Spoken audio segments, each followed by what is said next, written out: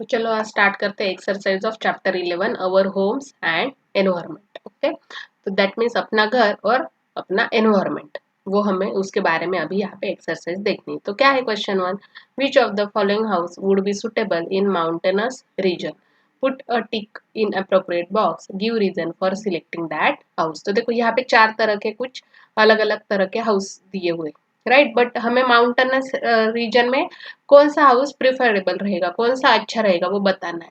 तो देखो यहाँ पे आंसर क्या है, ये जो फर्स्ट वाला है ये करेक्ट आंसर है। क्यों करेक्ट आंसर है? क्योंकि जो मटेरियल यूज होता है ये माउंटेनस जगह पे जो घर रहते हैं, तो वो कैसे रहते हैं कि उसका अलग अलग तरह से वो यूज किए जाते हैं। तो इसलिए हम क्या बोलते हैं कि इस तरह के घर वहां पे होने चाहिए। देखो ये अगर इस तरह से घर रहेंगे और अगर माउंटेनस के यहाँ पे अगर कुछ पत्थर गिर जाते हैं कुछ, तो ये क्या हो जाएंगे, तुरंत टूट जाएंगे, ये क्या हो जाएंगे, कोलैप्स हो जाएंगे ये घर। बट वो ये नहीं रहेगा, यहाँ पे वो नहीं है, मीन्स ये प्रोटेक्ट हो जाएंगे घर, इसलिए हमने इस पे टिक किया। ओके, अभी सेकंड है, what material will you mainly use for building a multi stored house, choose the correct option.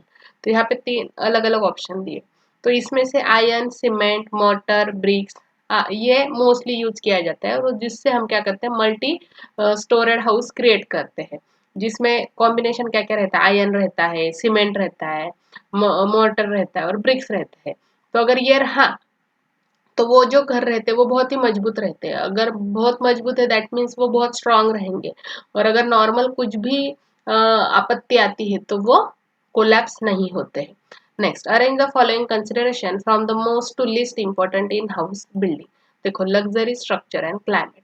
तो सबसे पहले क्या देखा जाता है, क्लाइमेट देखा जाता है, देन उसका स्ट्रक्चर एंड देन उसका लग्जरियस चेक किया जाता है। तो अरेंजमेंट कैसी रहेगी, climate, structure and luxury. Next है right the following, list the eco friendly things in your house. आपके घर में इको फ्रेंडली कौन कौन सी चीज है उसके हमें क्या करनी है, लिस्ट करनी है।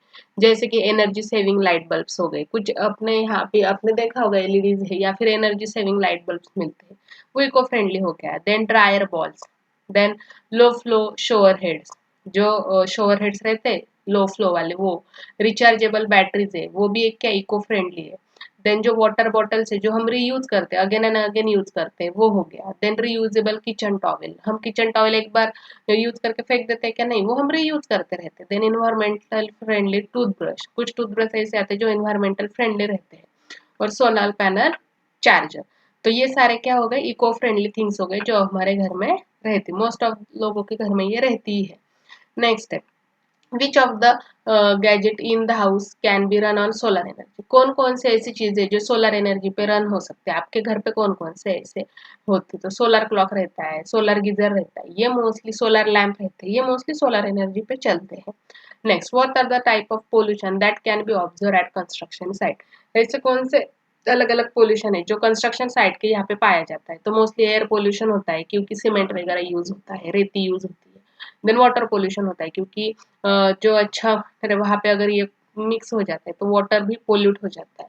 देन सॉइल पोल्यूशन होता है क्योंकि उसमें सॉइल के अलग अलग तरह की जो टाइप की सॉइल है वो मिक्स हो जाती है। और नॉइज पोल्यूशन, क्योंकि कंस्ट्रक्शन के यहाँ पे कंटिन्यू कुछ ना कुछ बनता रहता है, तो वो जो मशीन्स वगैरह रहती है उसकी आवाज कंटिन्यू रहती है। तो इसलिए air pollution, water pollution, soil pollution and noise pollution, ये क्या है, मेन 4 पोल्यूशन है जो कंस्ट्रक्शन साइट के यहाँ पाया जाता है या फिर हम ऑब्जर्व करते हैं। तो इसी तरह से हमारा यहाँ पे एक्सरसाइज खत्म होता है, इसे आप प्रैक्टिस करते रहो। Thank you.